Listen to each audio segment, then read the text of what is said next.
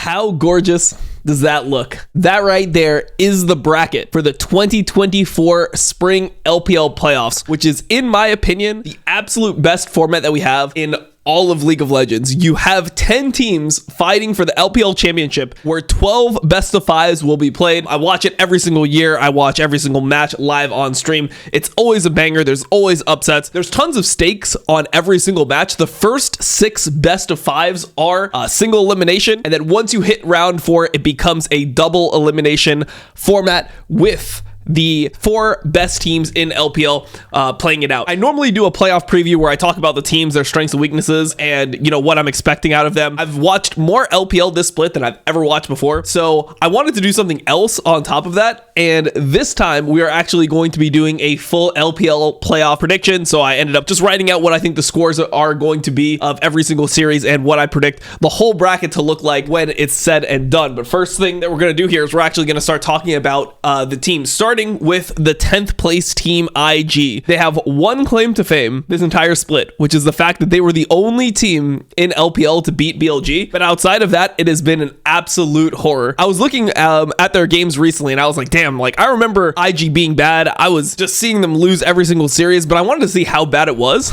And in their last 4 series, they did not even win a game. They didn't take one game off FPX, OMG, JDG, or Weibo. Those are some of the teams that are in playoffs. Those are not bad teams, but the fact that they haven't been able to win a game is absolutely terrible. They ended up trying out Wen, who is their sub top laner. He was known in China as being like a GP one trick. He ended up playing GP. Didn't go well versus Weibo. They've been trying to figure out a way for their team to function, and they just have pretty much nothing going for them right now as a team. After their BLG win, it was pretty much all downhill. They did take a game off top Esports. Besides for that, it's been rough for them. They're, in my opinion, they are the worst team in playoffs by a significant margin. There was something that Munchables actually posted, which was what the records of teams would have been if they only played against other playoff teams. So this is not including the bottom teams that are now eliminated from LPL. And IG, outside of their win versus BLG, ironic, I mean, this is just the best team that they ended up beating. They didn't beat any of the other teams in playoffs. So I expect this team to be eliminated first. I just don't think they have much going for them. Like I said, their playstyle is kind of interesting. I mean, they have a carry jungler in Leyen. Part of the reason why they were able to beat BLG is because they were able to play his brand, one of the champions that is actually coming back into the meta. Maybe we'll see some brand for Leyen. Maybe that's one of the ways that they can actually pick up games versus Weibo. This was a way that IG was able to get a win. You Should Know Me is known as being somebody who's this huge carry player, but his champions just simply aren't good right now. This split, he was mainly playing Cassante. He played Cassante almost every single game, it felt like. It was his most played by far, and he had a high win rate on it. But outside of Cassante, it didn't feel like he could play anything else that effectively. His Jax is okay. I mean, he can still play Camille. He can still play Gwen. He can play those champs, but those champs just simply are not strong right now. So it's very hard to find spots where they're good when enemy teams are just slamming like Rumble, Aatrox, Udyr, Cassante, Renekton themselves every single game in your face. I feel like the counter picking from You Should Know Me just doesn't actually do much for this team. Yeah, like I said, I think IG probably is going to be the first team eliminated. The one saving grace of this team is the fact that they have a carry jungler in Leyen, and some carry junglers are being played now. Obviously, the Kindred was something that Milky Way was playing a ton until it started getting permabanned. You have Graves coming back into the meta. Some players are playing it in China. Nidalee is something that Leyen has played. Hasn't been very successful. Maybe it could be something that could catch you off guard with a specific draft. Like maybe you send Renekton mid Nidalee and you cheese a win like that. But outside of these conditions, I just don't see how IG can compete with the rest of the team in playoffs. So let's move to the 9th place team, which is Team WE. I hope from now on they are just completely done with Prince. Prince was originally benched, then he came back, and now he's been benched again. I hope that Stay actually plays because I think Stay is just a better player than Prince. For some reason, Prince was back in the lineup playing Jhin. He was just one-tricking Jhin, essentially, not even a meta champion for WE for a long period of time. Then he played 2 Kai'Sa games, ran it down, and hopefully Stay is back. The WE team is pretty interesting to me. They're kind of a team of outcasts, players that I actually think are not as bad as the community thinks they are, but definitely these players were too bad to be on absolutely elite teams in the LPL. So Wayward was on top Esports. People were really negative about his gameplay in general. People just thought he was bad. He could essentially only play Gnar. He's been having a little bit of a resurgence. I think he's been actually pretty decent this split. Fofo from EDG just wasn't a top 3 mid laner. And if you're going to be on a team like EDG last year with players like Mako on it, with Ale, with JJ, with Leave, if you're going to be on that team, you just need to be an elite mid laner, and Fofo wasn't that. He's having a resurgence too. Also, I think that Fofo is benefiting from the fact that it is a Fofo meta. Fofo's always been better at control mages, and now the control mages are pretty much king. You can play Karma, you can play Talia, you can play Orianna. I mean, Azir was something that he was good at, but it's obviously been globally disabled, so probably won't see Azir. The fact that all these champions are good right now, it's a meta where Fofo can be effective. I'm just hoping that he doesn't play Tristana anymore, because this Tristana has been not great. I've seen a lot of games of his Tristana recently, and it just doesn't seem like it's something that's going to really help this team propel themselves forward. I'm kind of excited to see this match. I feel like W versus OMG should just be a solid matchup. And this is one of the things that I always like about LPL playoffs. It's not just like the 9th place team playing versus the 2nd place team and the 10th place team playing versus the 1st place team immediately, and you just see the teams get eliminated. These matches aren't even close. Because of the way the system works and because of the buys, you actually end up with a playoff bracket where teams play other teams of relatively equal skill. So I think W versus OMG actually should be a banger, which we'll go into later. But W's playstyle, I would say it differs. When they play with Prince, they essentially ultra weak side Prince. He just plays Jhin. They don't give him any resources, and he's just useful later on in the game. With Stay, it can sometimes be a little bit different. Sometimes it can be similar to that, where he's playing Senna and he is like roaming and playing a supportive role. But generally, they play with a control mage. Mid, Wayward gets a counter pick top. And I think the thing that is very interesting about WE, and the reason that I like watching them, is that as a jungler, watching Heng, I think he is one of the best pathing junglers in the LPL. What I mean by that is his accuracy in his decision making when it comes to what lanes to play around, what camps he should be taking, what objective he should be playing around is extremely good. He reminds me a lot of Inspired when it comes to just the accuracy of his decision making. So that's something that I've always liked watching out of Heng. And now with WA, I feel like they're a team that could actually do something. I mean, I would say it's pretty hard for me to see them getting into round 4, but I could see this team peaking in maybe round 3. Like maybe they just get on form. They beat OMG, they beat NIP, probably lose to FPX. You know, FPX moves to round 4. That would be like the peak for this team. That would be the ceiling, but that would still be pretty respectable. I mean, this is a team that people thought maybe could squeak into playoffs. And even though they did squeak into playoffs, they did look like a solid playoff team. They look like they belong in playoffs. They're not like IG, where you feel like if the season went on for a longer period of time, they just wouldn't have a chance to make it. WE feels like they actually belong in playoffs. They're definitely a top 10 team in China. I think it'll be a good match versus OMG. Let's move on to OMG. People know that I used to love OMG. This is not the same OMG. They still have Abel. They still have PB God. They also have Starry, who has been playing for OMG. He's been like subbing in random games. Fun fact, I think we uploaded the video on this channel. But Starry came in, played a Jinx game, and set the kill record in LPL. He had 19 kills against BLG of all teams, like the best team in LPL. He just dropped 19 kills and they won a game randomly while Angel was back home for personal reasons. So that was crazy. I mean, that was extremely unexpected. But yeah, this team is just not the same team that I loved before. They just don't have the same playstyle. They become a little bit more interesting over time. When they started the season, OMG was the slowest, most boring team, which is the absolute opposite of what I loved them for before. Now they actually have some things that are interesting, and they actually have a pretty set game plan. I feel like Cube is having a resurgence. When you look at this team, Cube is playing weak side pretty consistently, and they crutch on a lot of things. Like, for example, he is one of the best Udyr players in China. So you can just give him Udyr, lock it, and he's going to do his job. He's going to create space in fights. He knows how to lane well. He plays the Cassante matchup well, which is where you see a lot of Udyr right now. He can play the Rumble matchup. He's just a solid player. He's just a player that you can leave up their top lane. He's not going to lose his lane super hard. And I was thinking that if they play on 14.6, which they haven't officially announced the patch, but I'm pretty sure it'll be 14.6. Pretty sure all the playoffs will be on 14.6. Maybe Rek'Sai could also fit into that same vein, and they can have a good, solid strategy with multi-champions where Angel is the carry. Like, they play hard into bot lane. Zhao Feng does his own thing, and Cube is just isolated, going to show up into team fights, and he's going to be a beast. Yeah, I mean, that's the first thing I'll talk about with OMG. Second thing I'll talk about is Angel's resurgence. Like, Angel has actually been good this split. He was looking completely washed last year. I mean, it just felt like his career was pretty much over after his stint on RNG and then like NIP. It just didn't look like he was a good player anymore. But now he's back. He's been doing pretty well. He dropped a nuke with TF. He had an 80 TF game where he dropped a nuke. It seems like the meta is suited pretty well to him. He's got unique picks which he can play. He can also play all like the meta mages, it feels like. So he's having a bit of resurgence. I actually have been liking watching Angel this split. Zhao Feng, interesting player. The thing that I noticed the most about him early on in the split is that he was always just pathing Raptors into enemy blue. That was like his path. No matter what, he would just do his Raptors into enemy blue, and he would just try to abuse the map changes. Now he's pulling a Viego ban almost every single game. Like, people just don't give this guy Viego. So I mean, this team, they can do damage. It just feels like they don't have as high of a ceiling as other teams do.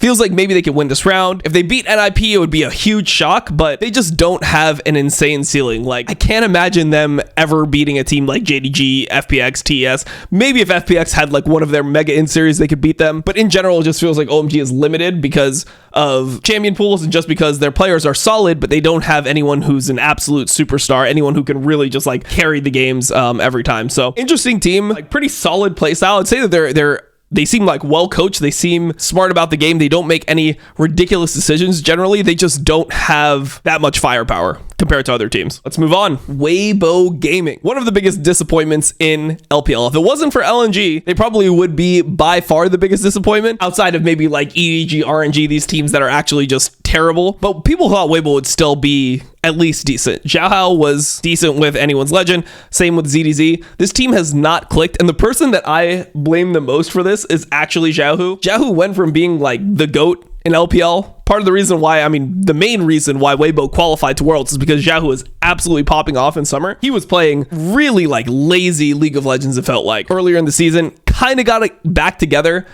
towards the end, but he still feels limited in what he can do. He's one of those players. There's a lot of players like this in LPL right now where it feels like they need to play Talia. Like when Talia's out, they're just not as good of a player as they are when Talia's in. He does well on Talia. Outside of it, I don't really know like what he is going to play and what he's going to succeed at.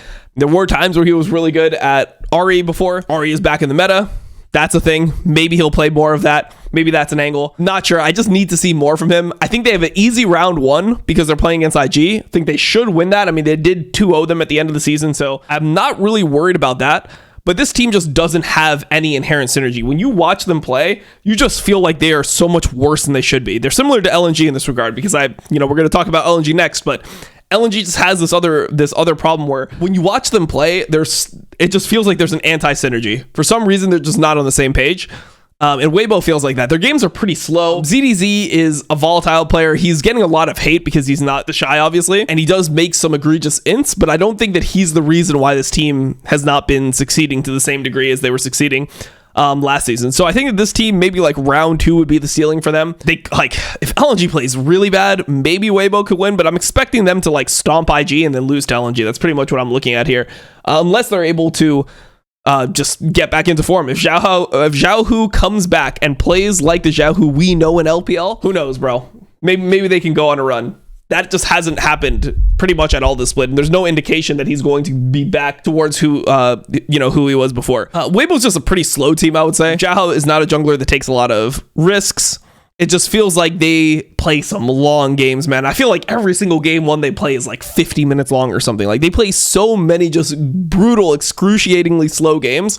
And it doesn't feel like that's because they're like super disciplined. It's not like Genji when Genji has slow games, which I don't even think Genji plays that slow anymore. But historically, Genji has been a slower team, but it felt like their accuracy and their decision making was really elite. And they just preferred to take low amounts of risk in their games. Weibo feels like the opposite of that, where their games are slow because they actually just don't know what they should be doing. And it just feels like they're overly passive at points when they can fight. So we'll see.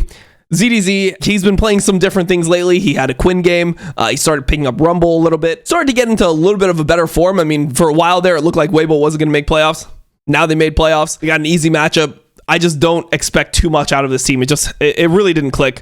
They're another team where if you look at the records that teams had versus top teams versus other playoff teams within the LPL, 3-6. And, they did get a win over JDG recently, which was kind of good. But outside, like, they haven't showed a level of consistency that makes you feel like that is not a fluke occurrence. Let's move on. LNG Esports. I looked at this team for a long period of time and I wanted to see, like, why does it feel like they're not good? I mean, they're top 6. They ended up winning series towards the end Why does it feel like they're not good? And the reason for that is because they simply just haven't beat an elite team the entire year. They're 4-5 in the prime standings, the standings versus other playoff teams, but those 4 wins are against Weibo, OMG, WE, and IG. They've only beat the bottom teams. They haven't got one win over any of the top 6 teams in LPL the entire season. And just the way that they play, it doesn't feel like there's strong synergies within this team. One of the things that makes them unique, I guess, is their ability to play poke comps, play like Varus, Jace, Maokai. That's something they like to play. It's reminiscent of what they were really good at last year. The problem with that is that this comp is just not as strong. It's nowhere close to as strong as it was before. Maokai's been nerfed. Jace is not as strong as it was mid lane before. It's just not a comp that you want to have as your core comp.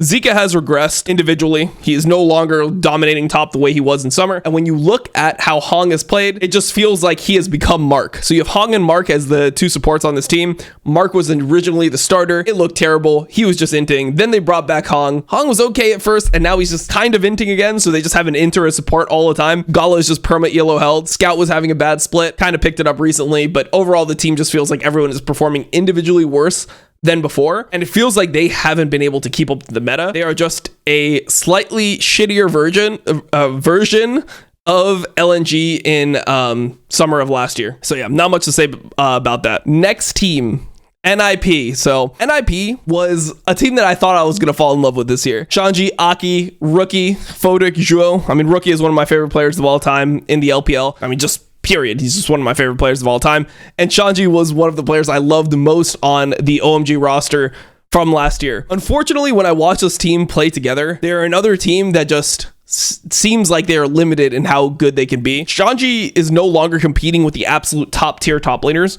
in LPL like he was before. Aki is running it down like he always has. It's not that Rookie has lost a step. It just feels like he's becoming more and more passive in his mindset. And that worries me because I feel like this team, for them to win, I think he needs to be a beast. I think he needs to just be one of the best mid laners in LPL. And it doesn't feel like he takes enough risk to put himself in position to hard carry games. He'll put himself in positions where he can be strong. Like, he'll make the right decisions to make himself strong in the game, but he's not a 1v9 carry, and I think that that's what this team needs. If you want to look at their season overall, one thing that has given me a little bit of hope for the team is that they've become significantly better at dragon setups. Their dragon setups and their like Baron decision making was absolutely atrocious earlier in the split. Now their dragon setups are a lot better. So if they're able to have decent early games, which they have from time to time, sometimes they have good early games, they will be able to actually carry those leads out. It's not like as doomed as it was before, because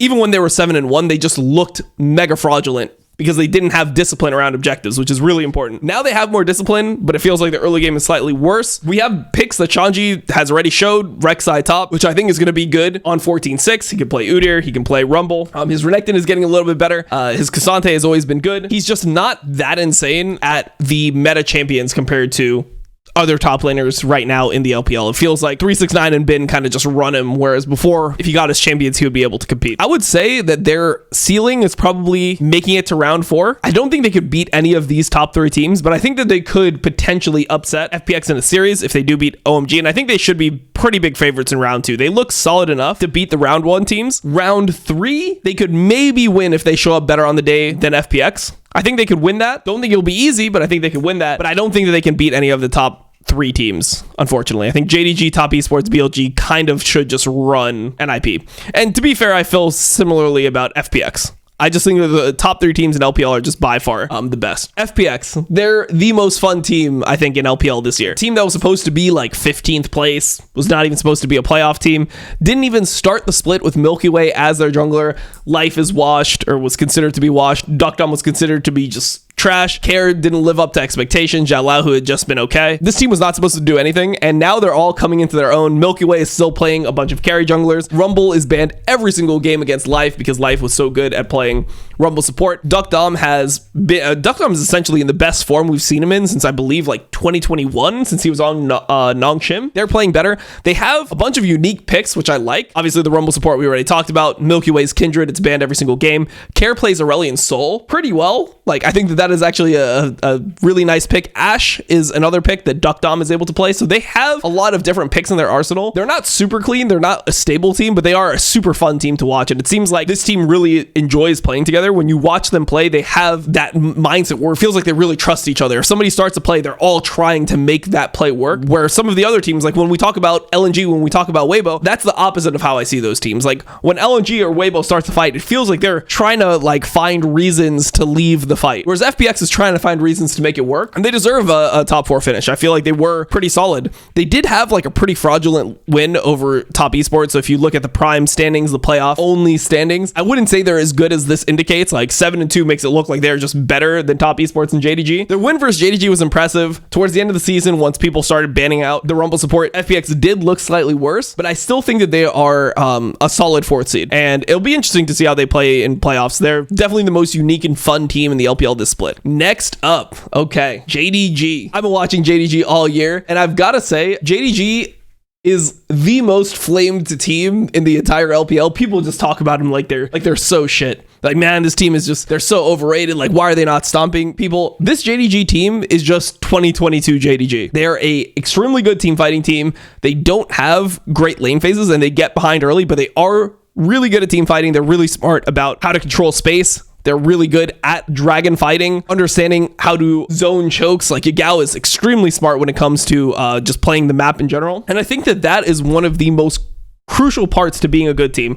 If you are one of the best team fighting teams in the world and you're one of the best teams at setting up Drake in the entire world, I think that it's almost impossible for you to ever not be a good team. Like, you're definitely always going to be a good team worldwide. You're always going to be a team that's scary because when you get into playoff series, it becomes harder to just completely stomp people early game in and game out. JDG will become good enough to actually go even or close to even in lane phases, and then they're just going to show up to Drake fights. They're going to show up to objectives, and they're just going to beat you because they're smarter than you. And I think that that is a playstyle that translates very well internationally. I mean, that's like part of the reason why JDG was good in 2022, right? It's part of the reason they were good last year. I think people have this perception of JDG because JDG won so much last year that they were some like insane team that would just stomp you. They weren't like how T1 played at Worlds. They weren't a team that was just consistently stomping you. They were a team that could get behind, but you always felt like they would find a way to win. And that quality still remains in this JDG, which is why I still think that they're a good team. I still feel like this team should be top 2 in LPL. I do feel like they are the second best team in LPL. Even if they drop random series, even if they play bad sometimes, their fundamentals are so strong that this team will always be scary. And I don't think anyone wants to play a best of 5 against JDG in playoffs, outside of maybe BLG, because BLG just feels like they're so good right now. Top Esports. All right, so this is a roster that everyone's been flaming recently. They are an extremely good early game team when Tian is playing well. Tian has not played well in recent series,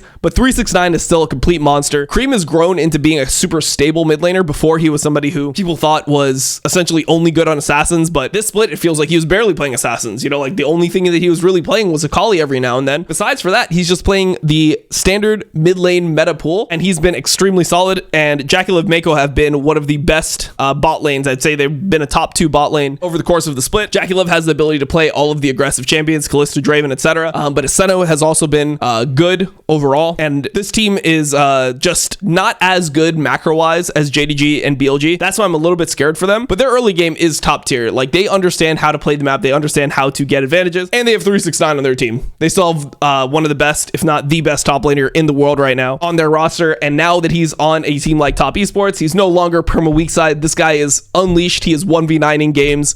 Guy is a beast. Let's go to our last team. So last team that we're going to talk about is BLG. Okay, so BLG, Bin, Shun, Knight, Elk, and On. Best team in LPL. They set the record for the highest win score in terms of series combined with game score. There's been a plus 25 game score before, but it was never 30-5 because I think there used to be less teams. I think last time when FPX did it, they were 14-1, I believe. Plus 25 game score. They were 30-5 in games, 15-1 in series. The only series they lost was to IG. And this team has just been dominant essentially from start to finish. There was this week 4 stretch where they didn't look good versus JDG. They probably should have lost the series. And they lost to IG, where it felt like they weren't extremely comfortable in the meta. That's when Karma came into the meta. That's the patch change where Karma became super OP as a mid laner. It was not something that Knight looked super comfortable on. But yeah, the team is strong, and one of the things that helps them a lot is that Ari is back, which is, in my opinion, Knight's best champion. So Team is dominant. They play hard through bot side. They're extremely good at setting up plays. Their first 5 minutes, I would say, is like the scariest in potentially the entire world. Just the way that they are able to leverage 2v2 bot pressure with jungle invades into like diving your bot. It's so clinical, it's so clean that they just end up with massive advantages and they run you over. The thing that's interesting about BLG is that before, when you had a player like Bin on your team, it felt like you needed to play Bin's carry champs. Bin is essentially just a weak side top laner now. Like, he just plays weak side every game. And the reason why he's playing weak side every game is simply because they believe that top lane carry picks are not that good. Even if he's playing something like Aatrox, he's not going to get a lot of attention. Jax is just not that strong right now. Camille is not that strong right now. So he's playing a ton of Cassante. He's even playing Gragas. He's playing Renekton when it's good. He's playing a bunch of Aatrox. He's just playing the standard weak side top lane role. He played Udyr a bunch as well. And that's the way that they try to win games. They try to win games hard through bot side. They early invade, they dive you level 3, and they try to make your bot lane unable to play, which I think is a really effective way to play League of Legends right now. So they are by far and away the best team in LPL. If you just look at their game score recently, here, just look at this. 2-0 versus NIP, 2-1 versus OMG, and then a bunch of 2-0s. Like, just they 2-0'd everyone. After that week 4, it enraged them, and they just went on a stretch where they were just beating everyone's ass in the LPL. Definitely the favorites to win it all. Which brings us to my playoff prediction. We did a full bracket. We went in and we inspected the element and edited everything so that it shows what I think the playoff bracket is going to be. This is something that I just did for fun. Obviously, if one team upsets, it ruins multiple like future matchups. So, you know, as things go, I'll probably give predictions on a series by series basis. But this is what I came up with. I believe that OMG will win a close series versus WE. This is honestly could go either way. Whichever team wins this, I think will get beat by NIP. I think there is a bit of a gap here. On the bottom side, I think IG is the worst team in playoffs. Weibo easily beats them 3-0, or maybe like a stomping 3-1. You know, maybe IG wins one game of LAN in Italy, then it's banned, or like a brand game or something. But Weibo is the better team. I think they win. Then you have LNG Weibo, which I think will be close, but LNG I think takes that. And then we get into the round 3 matchups. FPX versus NIP. I think this is some hopium, because the more I think about this, the more I feel like FPX's strategies should not transfer over well into a best of 5. With that being said, I am going to take them over NIP. I hope. NIP maybe would be like statistical favorites or whatever, but I believe in the FPX magic. So FPX beating NIP in round 3. I got JDG pretty handedly beating LNG 3-1, but not a close 3-1. Like, there's a difference between a 3-1 where it feels like both teams are really in it, and the games are close, compared to a 3-1 where one team is clearly better than the other team, but they just lose one game because they have a bad draft or something. So that would be the distinction there. BLG versus FPX. FPX is good. They're not good enough to beat BLG. BLG will essentially stomp them. JDG versus Top Esports. I think it's going to be a banger. And I think that we're actually going to see this series twice. I think JDG wins a banger 5-game round 4. Losers bracket, Top Esports shits on FPX this time. That's what I believe. Hard 3-0 into JDG playing Top Esports. Well, actually, I mean, JDG will play BLG first. Once again, I think BLG is just the objectively better team, unless JDG has some crazy strategies, or they really just have BLG's number on the day, or BLG is just having a series where one player is playing just way under their expected level. Knight is just inting for some reason or something. You know, BLG, I think, wins that 3-1. JDG takes care of Top Esports. They prove that the macro is more important than the early game. Beat Top Esports, and then we get a 5-game classic banger in the finals between BLG and JDG. That's the playoff predictions. Obviously, playoffs are starting, like I said, in 2 days. So hopefully you guys check it out. That's my rundown of all the teams, what I think about all of them, just some pieces of information and what I'm going to be looking at when it comes to the series. And now my predictions for what I think the whole bracket of LPL 2024 spring will look like. So that's what I got for you guys. Thanks for watching, and I will see you guys on the next video tomorrow. Peace.